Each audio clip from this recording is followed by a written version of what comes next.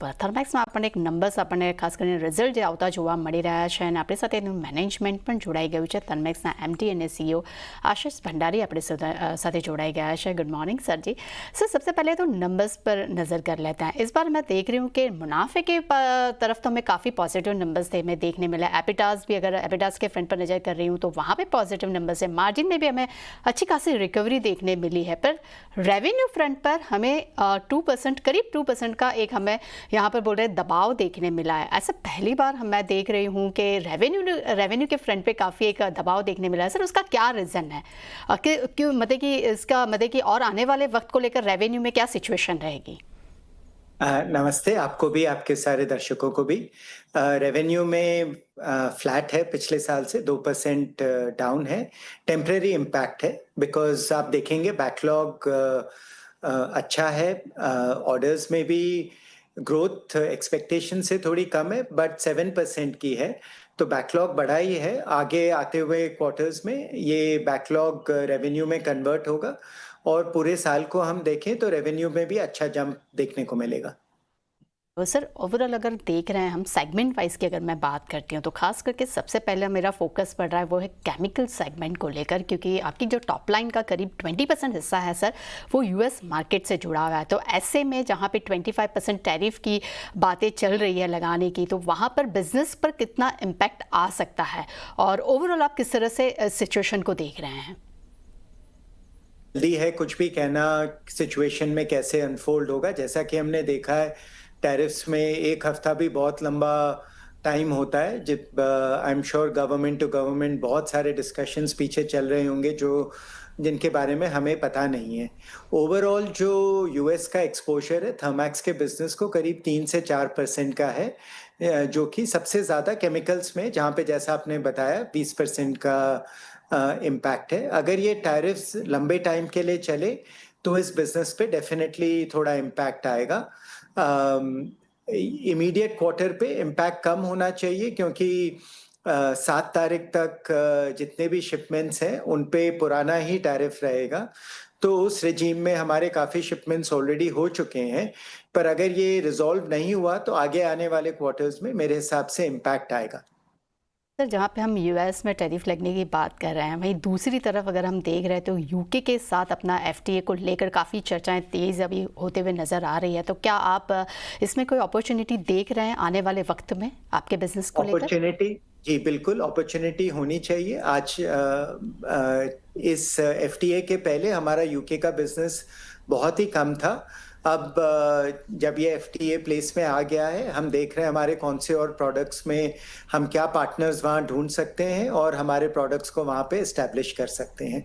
तो ये काम रहेगा। अभी हमारा यूके का एक्सपोजर थोड़ा कम है, पर आने वाले दिनों में हमें उसे बढ़ाना होगा। ओके तो सर खास करके अगर मैं सेगमेंट वाइज अगर मैं बात करती हूँ तो हम इंडस्ट्रियल प्रोडक्शन और केमिकल सेगमेंट की अगर बात करते हैं तो सर पिछले साल काफ़ी अच्छा रेवेन्यू में देखने मिला था, बट सर इस बार हमें काफ़ी थोड़ा बहुत एक दबाव देखने मिला है। तो इसके पीछे की वजह क्या है सर? ने कहा कि बैकलॉग में थोड़े से हमारे जो ऑर्डर्स थे वो हमारे कस्टमर्स ने पिक नहीं किए।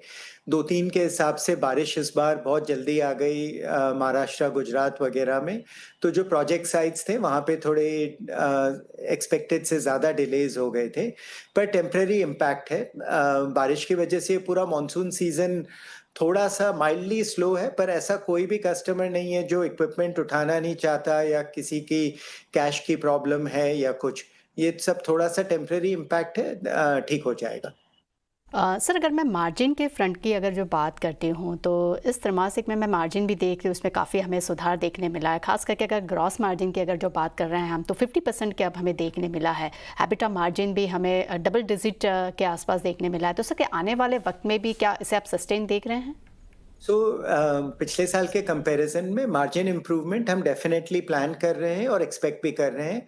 जो हमारा बैकलॉग है उसकी क्वालिटी बढ़ती जा रही है, पर Q1 में स्पेसिफिकली पिछले साल के कंपैरिजन में एक वन टाइम आइटम है जो कि ट्रेड इंसेंटिव के लिए जो हमें महाराष्ट्र गवर्नमेंट में से मिलता है, वो इंसेंटिव इस क्वार्टर में शो किया है। पिछले साल ये इंसेंटिव Q2 में शो किया था, इस बार Q1 में। पर लाइक टू लाइक हम देखें तो हमारे हिसाब से 1 से 1.5% का EBITDA का इम्प्रूवमेंट क्वार्टर ओवर क्वार्टर हुआ है। सर मेरा लास्ट क्वेश्चन मैं आपसे जानना चाहूँगी, क्योंकि वक्त हमारे पास काफ़ी कम है। सर अभी जो सिचुएशन चल रहा है, जिस हिसाब से ट्रेड की पोजीशंस चल रही है, जियोपॉलिटिकल टेंशन जिस हिसाब से हमें कंटिन्यू देखने मिल रहा है, पर इसके सामने एक्सपोर्ट बिजनेस को लेकर आप किस तरह से आपका बुलिश आप व्यू देख रहे हैं, और FY26 के लिए आपका ओवरऑल क्या आउटलुक बन रहा है यहाँ पर? लुक पॉजिटिव ही है। सबसे ज़्यादा कॉन्फिडेंस डोमेस्टिक डिमांड पे है, जहाँ पे स्टेबिलिटी है, डिमांड है, तो और बेहतर हो सकता है। एंड मेरा एक्सपेक्टेशन है कि और बेहतर होगा भी, बिकॉज इंटरेस्ट रेट्स मैनेजेबल हैं। काफ़ी कंपनीज में से हम बात करते हैं तो उनके कैपिटल एक्सपेंडिचर के प्लान्स वगैरह भी हाई हैं। एक्सपोर्ट्स में हमारे जो सबसे बड़े मार्केट्स हैं वो मिडल ईस्ट, अफ्रीका और साउथ ईस्ट एशिया है।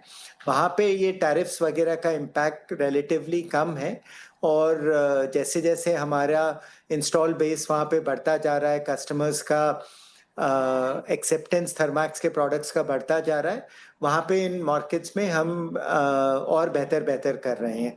तो एक्सपोर्ट्स के लिए भी अच्छा साल होना चाहिए। देखते हैं, जैसे Q1 भी ठीक था, एक्सपोर्ट्स के हमारे 2 बड़े ऑर्डर आए थे, और रेस्ट ऑफ द ईयर भी मेरे हिसाब से अच्छा जाएगा। थैंक यू सर हमारे साथ जुड़ने के लिए, और काफ़ी डिटेल्स आपने हमारे साथ शेयर की है। और सर आने वाले क्वार्टर के लिए भी सर आपको ऑल द बेस्ट।